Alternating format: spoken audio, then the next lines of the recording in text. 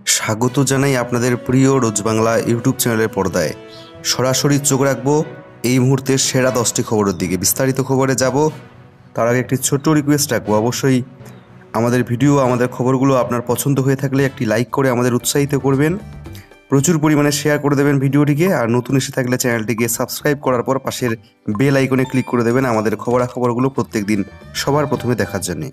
দেখে নেব আজকের প্রথম গুরুত্বপূর্ণ খবরটি। উচ্চ মাধ্যমিকে অসন্তুষ্ট পড়ুয়াদের ফের পরীক্ষায় বসার আহ্বান জানালেন রাজ্যের শিক্ষামন্ত্রী। উচ্চ মাধ্যমিকের ফল প্রকাশিত হওয়ার পর থেকেই জেলায় জেলায় বিক্ষোভ দেখা দিয়েছে। কোথাও স্কুলে ভাঙচুর, শিক্ষক শিক্ষিকা ঘেরাও হয়েছে, কোথাও আবার রাস্তায় নেমে প্রতিবাদে টায়ার জ্বলেছে। এদিন এই অসন্তোষ প্রসঙ্গে শিক্ষামন্ত্রী ব্রাত্য বসু বললেন, যারা নম্বরে সন্তুষ্ট নন বা মূল্যায়ন নিয়ে যাদের মধ্যে অসন্তোষ রয়েছে তারা পরীক্ষায় বসতেই পারেন, তাদের পরীক্ষায় বসার জন্য আহ্বান জানানো হচ্ছে। শিক্ষামন্ত্রী ব্রাত্য বসু বলেন, প্রথম দিনই পর্ষদ এবং সংসদের যৌথ সাংবাদিক বৈঠকে স্পষ্ট করে বলে দেওয়া হয়েছিল, কেউ নম্বর নিয়ে অসন্তুষ্ট হলে তারা আবার পরীক্ষা দিতে পারবেন। ফলে স্কুল ভাঙচুর না করে তারা যদি বলেন আমরা পরীক্ষা দেব, তাহলে পরীক্ষা নেওয়ার জন্য আমরা তৈরি আছি। কোভিড পরিস্থিতি দেখে পরীক্ষার আয়োজন করা হবে। তার কথায় অল্প সংখ্যক ছাত্রছাত্রী পরীক্ষায় বসতে চাইবেন, ফলে তাদের পরীক্ষা নেওয়ার ক্ষেত্রে কোনো সমস্যা হবে না। মাসের প্রথম দিন 1 আগস্ট থেকেই দেশ জুড়ে শুরু হয়ে গেল রিজার্ভ ব্যাঙ্ক অফ ইন্ডিয়ার নতুন নিয়ম। বেতন থেকে মাসিক কিস্তি, আরবিআই এর নিয়ম পাল্টাচ্ছে 1 আগস্ট থেকে। বিস্তারিত আপনাদের জন্য থাকছে। ঘোষিত ছুটির দিন এবং রবিবারেও এবার থেকে বেতন হতে কোনো সমস্যা হবে না। রিজার্ভ ব্যাঙ্ক 1 আগস্ট থেকে আনছে নতুন নিয়মে বলা হয়েছে, ন্যাশনাল অটোমেটেড ক্লিয়ারিং হাউস সপ্তাহের 7 দিনই কার্যকর থাকবে 1 আগস্ট থেকে। ফলে এবার থেকে রবিবার কিংবা ছুটির দিনও বাল্ক ট্রান্সফার বা একসঙ্গে অনেকগুলো অ্যাকাউন্টে বেশি পরিমাণ টাকা ট্রান্সফার করা যাবে, কোনো সমস্যা হবে না। আরবিআই এর গভর্নর শক্তিকান্ত দাস জানিয়েছেন, আরও সহজে সাধারণ মানুষের কাছে পরিষেবা পৌঁছে দিতেই এই বিশেষ ব্যবস্থা নেওয়া হচ্ছে। এই নতুন নিয়ম চালু হওয়ার ফলে বেতন পাওয়া, বিল জমা দেওয়া, মাসিক কিস্তি জমা দেওয়া, বিমার কিস্তি জমা দেওয়া সবই অনেকটাই সহজ হবে। যেসব কাজে মাঝে মধ্যেই ছুটির দিনের কারণে দেরি হয়, এনএসিএইচ ব্যবস্থা বেতন দেওয়া, অবসর ভাতা দেওয়া, সুদ বা মাসিক কিস্তি দেওয়ার ক্ষেত্রে ব্যবহার করা হয়। ন্যাশনাল পেমেন্ট কর্পোরেশন দ্বারা এটি পরিচালিত হয়। এটি দেশের অন্যতম জনপ্রিয় টাকা পাঠানোর মাধ্যম, একথা জানিয়েছেন রিজার্ভ ব্যাঙ্কই। কিন্তু এতদিন এটি কেবলমাত্র ব্যাংকের কাজের দিনগুলোতেই কাজ করত। ছুটির দিনে অটো ডেবিট অপশনটি কাজ করতো না। রিয়েল টাইম গ্রস সেটেলমেন্ট বা আরটিজিএস যাতে 7 দিন 24 ঘন্টা কাজ করে, তার জন্য নতুন নিয়ম আনা হচ্ছে, যা কার্যকর হবে 1 আগস্ট থেকেই। অবশেষে অন্যান্য রাজ্যের মতো আমাদের রাজ্য পশ্চিমবঙ্গেও শুরু হয়ে যাচ্ছে 3রা আগস্ট থেকে এক দেশ এক রেশন কার্ড প্রকল্প। এই প্রকল্পে উপকৃত হবেন ভিন রাজ্যের মানুষও, দাবি করলেন রাজ্যের খাদ্যমন্ত্রী রথীন ঘোষ। মঙ্গলবার 3রা আগস্ট থেকে one nation one ration card প্রকল্প চালু হচ্ছে রাজ্যে।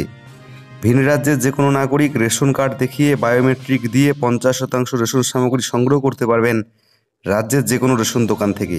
শনিবার রাজ্যের খাদ্যমন্ত্রী রথীন ঘোষ কথা জানিয়েছেন। খাদ্যমন্ত্রী জানান, কোভিড পরিস্থিতির মধ্যে পশ্চিমবঙ্গে থাকা ভিন রাজ্যের মানুষরাও এই ব্যবস্থা থেকে অনেকটাই উপকৃত হবেন।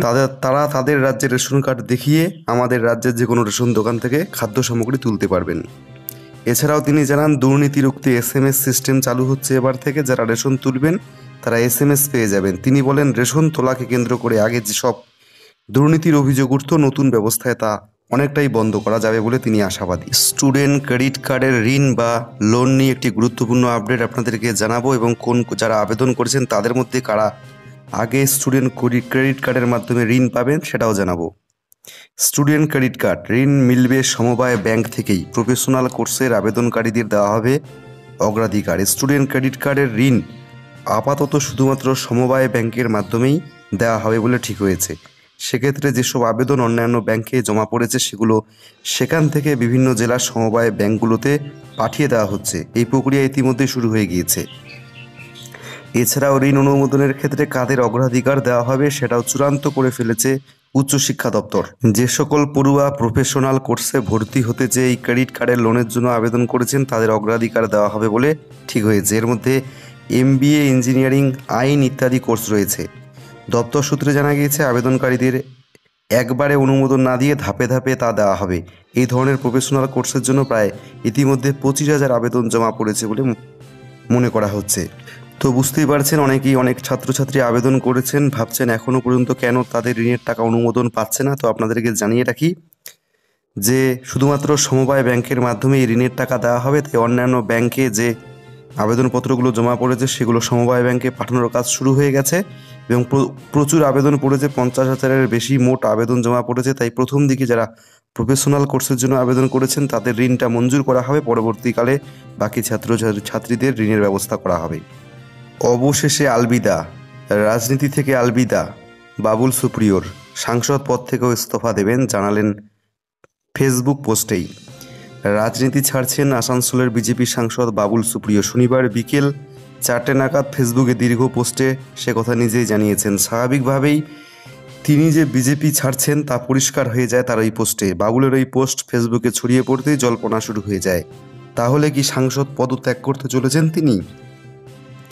সেই জল্পনাই সত্যি করে ঠিক ঘণ্টাখানেক বাদে বিকেল 5টা 13 মিনিট নাগাদ রাজনীতি থেকে বিদায় জানানোর পোস্টেই একটি বাক্য জুড়ে সব প্রশ্নের উত্তর দিয়ে দেন বাবুল সুপ্রিয় খোদ। লিখেছেন, পরে তিনি একটি বাক্য জুড়ে লিখেছেন, হ্যাঁ, সাংসদ পদ থেকেও অবশ্যই ইস্তফা দিচ্ছি। গত বিধানসভা নির্বাচনের পর থেকেই দলের সঙ্গে তার দূরত্ব ক্রমশ বাড়ছিল। বিভিন্ন ফেসবুক পোস্টে তার ইঙ্গিত পাওয়া গিয়েছে।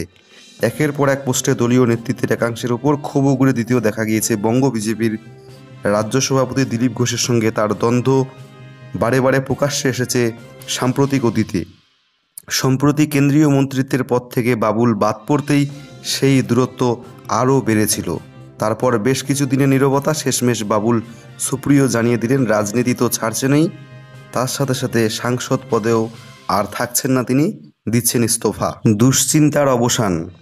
রাজ্যে বেশ কয়েকদিন থেকে চলছিল কোভ্যাক্সিন টিকার আকাল বা সংকট। সেই সংকট অনেকটাই মিটল। চলতি সপ্তাহে প্রায় প্রত্যেক দিনই রাজ্যকে কোভ্যাক্সিন পাঠালো কেন্দ্র। শনিবারেও 2,94,000 কোভ্যাক্সিন এলো রাজ্যে। গত সপ্তাহে কোভ্যাক্সিনের অভাবে রাজ্যের বেশ কিছু টিকা কেন্দ্রে এই টিকা দেওয়া বন্ধ করে দেওয়া হয়েছিল। চলতি সপ্তাহে সোমবার 1.5 লক্ষ কোভ্যাক্সিন আসার পর আবার টিকা দেওয়া শুরু হয় রাজ্যে।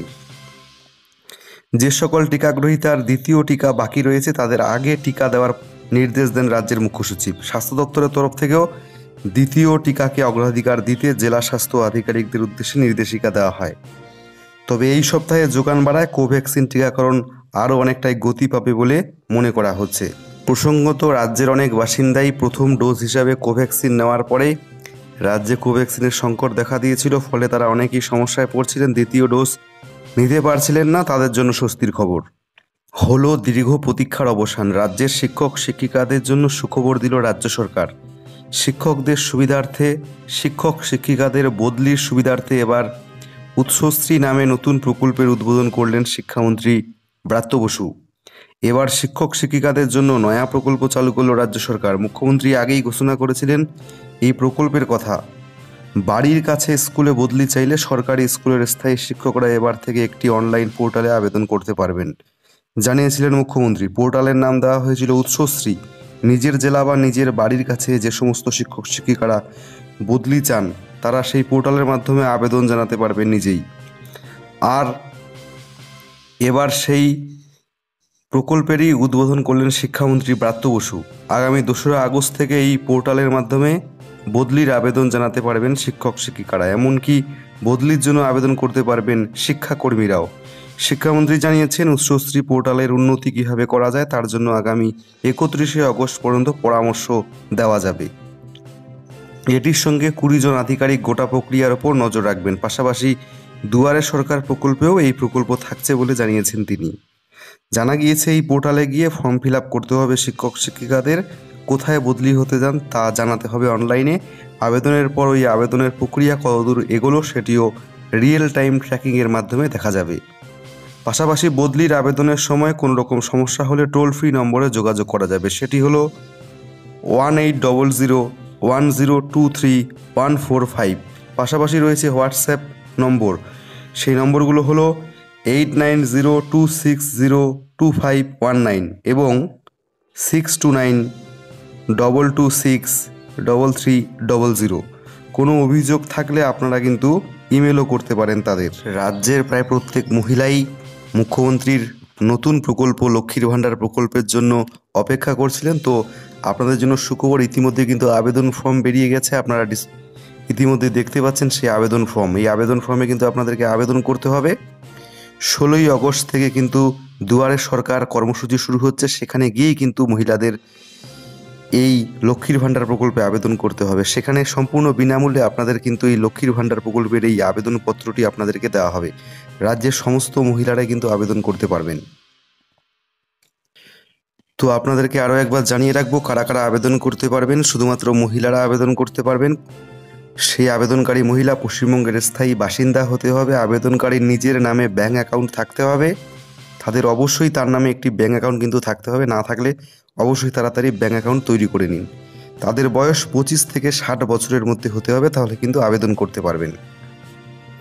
কোন কোন মহিলারা আবেদন করতে পারবেন না সেটাও জানিয়ে দিচ্ছি। ইনকাম ট্যাক্স দেয় এমন পরিবারের মহিলারা এই প্রকল্পে আবেদন করতে পারবে না। 2 হেক্টরের বেশি জমি যেই পরিবারে রয়েছে সেই পরিবারের মহিলারা এই প্রকল্পের জন্য আবেদন করতে পারবে না। মহিলা যদি স্থায়ী কর্মচারী হয় তাহলে কিন্তু এই লক্ষ্মীর ভাণ্ডার প্রকল্পে আবেদন করতে পারবে না। একটা কথা জানিয়ে দিই, তপশিলি জাতি এবং উপজাতি অর্থাৎ SC STরা প্রত্যেক মাসে 1000 টাকা করে কিন্তু পেয়ে যাবেন লক্ষ্মীর ভাণ্ডার প্রকল্পের আওতায় হাত খরচের জন্য। কিন্তু যারা জেনারেল কাস্ট রয়েছেন এবং OBC কাস্ট রয়েছেন, OBC মহিলারা কিন্তু প্রত্যেক মাসে শুধুমাত্র 500 টাকা করেই পেয়ে যাবেন হাত খরচের জন্য লক্ষ্মীর ভাণ্ডার প্রকল্পে। 1 সেপ্টেম্বর থেকে কিন্তু টাকা পাঠানো শুরু হবে ব্যাঙ্ক অ্যাকাউন্টে। আবেদন শুরু হচ্ছে 16ই আগস্ট থেকে। দুয়ারে সরকার কর্মসূচির মাধ্যমে কিন্তু আপনারা গিয়ে আবেদন করতে পারবেন। এই সেই আবেদন ফর্ম, এটা কিন্তু আপনাদের ভালো মতো পূরণ করে সেখানে জমা করতে হবে, সাথে আপনাদের কিন্তু ডকুমেন্টস দিতে হবে জমা। তাহলে তো দেখুন এখানে যে ফর্ম রয়েছে তার উপরে ডান দিকে কালার পাসপোর্ট সাইজের ফটো আপনাকে আঠা দিয়ে আটকাতে হবে। স্বাস্থ্যসাথী কার্ড যে রয়েছে তার জেরক্স কপি কিন্তু আপনাকে দিতে হবে এবং আধার কার্ডের জেরক্স দিতে হবে। SC ST হলে তার সার্টিফিকেটের জেরক্স, ব্যাংকের পাসবুকের প্রথম পেজটা জেরক্স করতে হবে এবং অন্যান্য ডকুমেন্টস থাকলে সেটাও ভোটার কার্ড কিংবা রেশন কার্ড সেটাও আপনি চাইলে দিতে পারেন। প্রত্যেকটা ডকুমেন্টসের উপরে কিন্তু আপনাকে সেলফ অ্যাটাস্টেড বা সিগনেচার করতে হবে। তো অনেকে বলে রাখি, যারা স্বাস্থ্যসাথী কার্ড এখনও তৈরি করেনি তারাও কিন্তু দুয়ারে সরকার কর্মসূচিতে গিয়ে এই ফর্মটা নিয়ে আবেদন করে রাখতে পারেন। পরবর্তীকালে স্বাস্থ্যসাথী কার্ড হয়ে যাওয়ার পরে আপনারা কিন্তু সেখানে আপডেট করে নিতে পারেন এবং তাহলেই কিন্তু আপনি তবে থেকেই পাওয়া শুরু করবেন লক্ষ্মীর ভাণ্ডার প্রকল্পের টাকা। জেনে নেব ওয়েদার রিপোর্ট। চোখ রাখবো শুরুতেই উত্তরবঙ্গের দিকে। আগামী 24 ঘন্টা অর্থাৎ 1 আগস্ট রবিবার উত্তরবঙ্গের দার্জিলিং কালিম্পংয়ে বজ্রবিদ্যুৎ সহ অতি ভারী বৃষ্টিপাতের সম্ভাবনা রয়েছে। এছাড়া জলপাইগুড়ি, আলিপুরদুয়ার, কোচবিহারের কোথাও কোথাও ভারী বৃষ্টিপাতের সম্ভাবনা রয়েছে আগামী 24 ঘন্টা অর্থাৎ আজকে। বাকি জেলাগুলোর কোনো কোনো জায়গায় বজ্রবিদ্যুৎ সহ হালকা থেকে মাঝারি বৃষ্টি হতে পারে। পরবর্তী 24 ঘন্টা অর্থাৎ 2রা আগস্ট সোমবার হিমালয়ের পাদদেশের সংলগ্ন 5 জেলা দার্জিলিং, জলপাইগুড়ি, কালিম্পং, আলিপুরদুয়ার, কোচবিহারে ভারী বৃষ্টিপাতের সম্ভাবনা। বাকি জেলাগুলোতে হালকা থেকে মাঝারি বৃষ্টিপাত হতে পারে। আগামী 24 ঘন্টায় দিনের তাপমাত্রা সেরকম কোনো পরিবর্তন হবে না। পরবর্তী 3 থেকে 4 দিন তাপমাত্রা 2 থেকে 3 ডিগ্রি পর্যন্ত বাড়তে পারে উত্তরবঙ্গ জুড়ে। দেখে নেব এবার দক্ষিণবঙ্গে কেমন থাকবে আবহাওয়া আগামী 48 ঘন্টায় অর্থাৎ 2রা আগস্ট সোমবারের মধ্যে।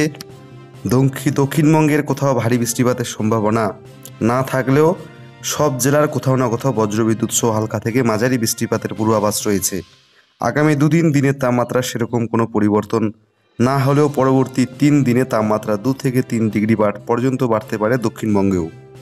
আজকের ভিডিওটি এখানেই বিদায় নিচ্ছি। ফিরে আসবো পরবর্তী গুরুত্বপূর্ণ খবরগুলো নিয়ে। অসংখ্য ধন্যবাদ।